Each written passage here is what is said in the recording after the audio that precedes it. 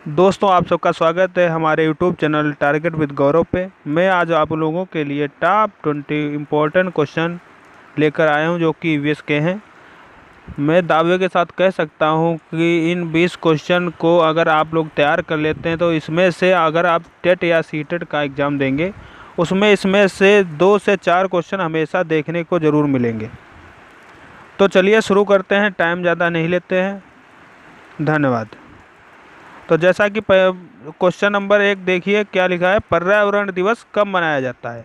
तो पर्यावरण दिवस कब मनाया जाता है, ऑप्शन देख लेते हैं। ऑप्शन ए 4 जून, ऑप्शन बी 5 जुलाई, ऑप्शन सी 10 जून, ऑप्शन डी 5 जून।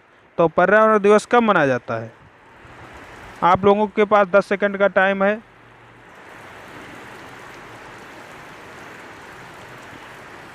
इसका सही आंसर होगा 5 जून।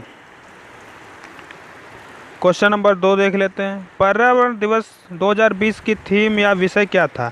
ये बहुत ही महत्वपूर्ण प्रश्न है। ये हमेशा हर एक एग्ज़ाम में ज़रूर पूछा जाता है। बेसिकली टेट या सीटेट एग्ज़ाम में तो ये बहुत ही महत्वपूर्ण है। इसके जो ऑप्शन है देख लेते हैं। प्लास्टिक प्रदूषण को कम करें, अधिक से अधिक वृक्ष लगाएं, और ऑप्शन डी क्या है, पानी बचाएं। जो इसकी थीम थी वो इस बार की थीम रही है टाइम फॉर नेचर, मतलब time for nature, time for nature. ये प्रश्न बहुत ही महत्वपूर्ण है, ये आप लोग ज़रूर तैयार कर लीजिए, हर एक स्टेट एग्ज़ाम में ज़रूर पूछा जाता है। अगला प्रश्न देखते हैं। फादर ऑफ इकोलॉजी किसे कहा जाता है? तो ये भी बहुत ही महत्वपूर्ण प्रश्न है। ये सारे प्रश्न हमेशा पूछे जाते हैं, वही आप लोगों के लिए कलेक्ट करके मैं लाया हूँ। तो इसका जो ऑप्शन दिए हैं वो देख लीजिए एक बार। Option A Ernest Haeckel, W.G. Rosen, Norman Myers, Lindemann. तो इसका सही आंसर क्या होगा, सोचिए एक बार आप लोग। इसका ऑप्शन जो सही होगा वो होगा ऑप्शन ए। अगला प्रश्न देखते हैं। पर्यावरण के जैविक घटक निम्न में से नहीं हैं। पर्यावरण के जैविक घटक निम्न में से कौन नहीं है? पर्यावरण के जो घटक होते हैं उसमें 2 प्रकार के घटक होते हैं, एक होता है जैविक और दूसरा होता है अजैविक। तो जो जैविक घटक होते हैं उसमें 3 चीज़ें होती हैं। एक होता है आपका जंतु, पादप और तीसरा होता है सूक्ष्म जीव। तो इस प्रश्न के हिसाब से अगर देखें तो पर्यावरण के जैविक घटक निम्न में से कौन नहीं है, तो इसमें जंतु भी है, पर्यावरण का जैविक घटक, पादप भी है, सूक्ष्म जीव भी है, और ऑप्शन डी हवा, यही नहीं है, यही ऑप्शन है। अब अगले प्रश्न पर चलते हैं। प्रश्न नंबर 5। पर्यावरण शब्द किस भाषा से बना है? तो ये भी बहुत ही महत्वपूर्ण प्रश्न है। ये हमेशा पूछा जाता है कि पर्यावरण दिवस किस भाषा का शब्द है। पर्यावरण दिवस जिस भाषा का शब्द वो है आपकी फ्रांसीसी। चलिए अगले क्वेश्चन पे चलते हैं। इकोलॉजी शब्द की उत्पत्ति हुई है। इकोलॉजी शब्द की उत्पत्ति हुई है तो देख लेते हैं ऑप्शन क्या दिए हैं। नंबर ए फारसी, B Latin, C Greek, D फ्रांसीसी। जो इसका सही आंसर होगा वो होगा ग्रीक भाषा का शब्द है ये इकोलॉजी। क्वेश्चन नंबर 7 देखते हैं। प्रकाश संश्लेषण की क्रिया होती है। ये भी बहुत ही महत्वपूर्ण प्रश्न है। ये भी आप लोगों को पता भी होगा, प्रकाश संश्लेषण की क्रिया किस में होती है। ऑप्शन ए मनुष्य में, ऑप्शन बी जंतु में, ऑप्शन सी वस्तुओं में, और ऑप्शन डी पेड़ पौधों में। जो इसका सही आंसर होगा वो होगा डी। ऑप्शन इसका डी सही होगा, पेड़ पौधों में होती है। क्वेश्चन नंबर 8 देखते हैं। प्रकाश संश्लेषण की क्रिया में पेड़ पौधे क्या अवशोषित करते हैं? जो प्रकाश संश्लेषण की क्रिया होती है उसमें पेड़ पौधे क्या अवशोषित करते हैं, ये भी महत्वपूर्ण प्रश्न होता है। इसका जो ऑप्शन दिए हुए हैं वो देख लीजिए एक बार। ऑप्शन ए जल, ऑप्शन बी प्रकाश, option C oxygen, option D carbon dioxide. इसका जो सही आंसर होगा वो आपका होगा सी। चलिए अगले प्रश्न पे चलते हैं। प्रकाश संश्लेषण की क्रिया में पेड़ पौधे कौन सी गैस मुक्त करते हैं? ये भी बहुत ही महत्वपूर्ण प्रश्न है। इससे पहले आप लोगों ने देखा कि प्रकाश संश्लेषण की क्रिया में पेड़ पौधे क्या अवशोषित करते हैं, और इस प्रश्न में दिया हुआ है क्या मुक्त करते हैं। तो इसमें जो मुक्त करते हैं वो हो जाएगा आपका ऑक्सीजन, क्योंकि कार्बन डाइऑक्साइड तो वो अवशोषित करते हैं और मुक्त क्या करते हैं, ऑक्सीजन। चलिए अगले प्रश्न पे चलते हैं। प्रश्न नंबर 10, प्रकाश संश्लेषण के प्रकाशीय चरण के दौरान किसका ऑक्सीकरण तथा किसका अपचयन होता है? ये भी बहुत ही महत्वपूर्ण प्रश्न है। इसके ऑप्शन देख लेते हैं। जल, NADP, NADPH2, CO2, CO2, जल, CO2, NADPH2। तो प्रकाश संश्लेषण के प्रकाशीय चरण के दौरान ऑक्सीकरण जो होता है वो जल का ऑक्सीकरण होता है तथा अपचयन NADP का होता है। जब NADP का अपचयन होता है तो उससे NADPH2 बनता है। तो इसका जो सही ऑप्शन हो जाएगा वो हो जाएगा ऑप्शन नंबर ए। चलिए अगला प्रश्न देखते हैं क्या है। प्रश्न नंबर 11 में प्रकाश संश्लेषण की क्रिया किस रंग के लिए सर्वाधिक होती है? ये भी बहुत ही महत्वपूर्ण प्रश्न है। चलिए आप लोगों को समय देते हैं 10 सेकंड का, देखिए इसका ऑप्शन कर पाते हैं कि नहीं कर पाते हैं। ऑप्शन ए नीला, ऑप्शन बी लाल, ऑप्शन सी हरा, ऑप्शन डी पीला। तो इसका जो सही आंसर हो जाएगा वो हो जाएगा लाल। चलिए अगले प्रश्न देखते हैं।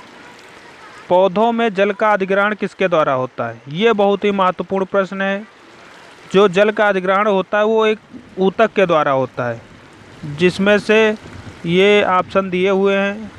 Option A xylem, option B phloem, option D cambium, option D palisade. तो इसका जो सही आंसर हो जाएगा वो हो जाएगा जाइलम ऊतक। जाइलम ऊतक के द्वारा इनका अधिग्रहण होता है। निम्न में से कौन सा जैवमंडल का अजैविक घटक नहीं है?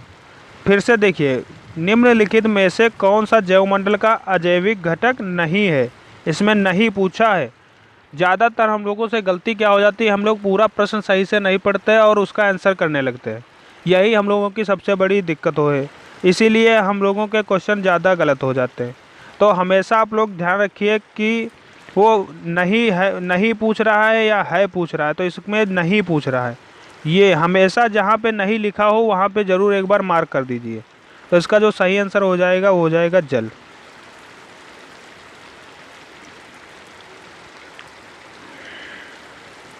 सॉरी दोस्तों, इसका जो सही आंसर हो जाएगा वो हो जाएगा कवक। चलिए अगले प्रश्न देखते हैं। भू पारिस्थितिकी तंत्र में ऊर्जा का महत्वपूर्ण स्रोत है? ये तो बहुत ही अच्छा प्रश्न है और बहुत ही सरल, ये तो आप लोगों को पता ही होगा। जो सबसे महत्वपूर्ण स्रोत है वो है सूर्य।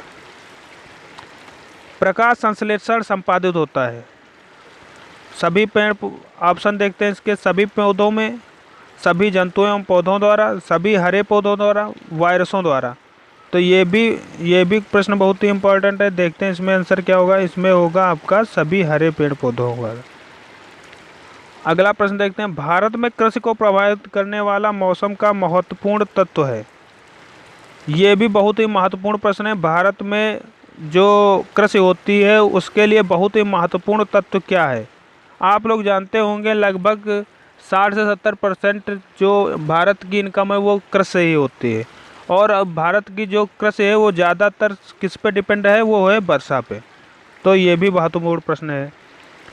पत्तियों का रंग निम्न में से किसके कारण हरा होता है? ये तो बहुत ही महत्वपूर्ण प्रश्न है और ये आप लोगों को पता भी होगा। चलिए देखते हैं। Option A chloroquine, option B chloroform, option C chlorophyll, option D chlorofluorocarbon. जो इसका सही आंसर होगा वो होगा क्लोरोफिल। इसको हिंदी में बोलते हैं पर्णहरिम। ठीक है, चलिए अगला प्रश्न देखते हैं। सूर्य की ऊर्जा शरीर में किस विटामिन का निर्माण करती है?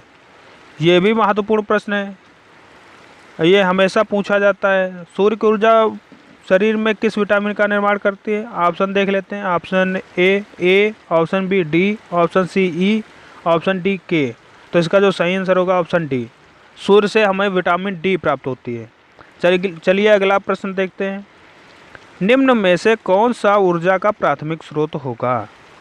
तो इसके ऑप्शन हैं भोजन, ऑप्शन बी पौधे का तना, ऑप्शन सी सूर्य का प्रकाश, ऑप्शन डी मनुष्य। तो इसका जो सही आंसर हो जाएगा वो हो जाएगा सूर्य का प्रकाश। चलिए अगला प्रश्न देखते हैं। हवा में सर्वाधिक मात्रा में पाई जाने वाली गैस है? हवा में सर्वाधिक मात्रा में पाई जाने वाली गैस कौन सी है?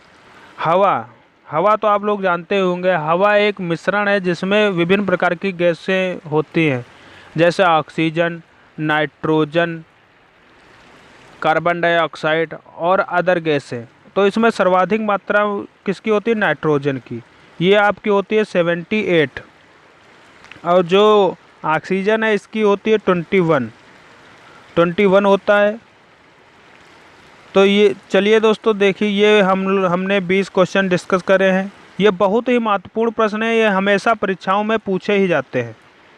तो इन लोगों को अच्छे से आप याद कर लीजिए और प्रैक्टिस करते रहिए, क्योंकि ऐसे ही प्रश्न मैं हमेशा आपके लिए लाता रहूँगा। धन्यवाद। तो आप लोग कमेंट करके ज़रूर बताएं कि आप लोगों को कैसा लगा ये वीडियो। अगर अच्छा लगा हो तो लाइक, शेयर और सब्सक्राइब ज़रूर करें और प्लीज़ सपोर्ट करें। धन्यवाद।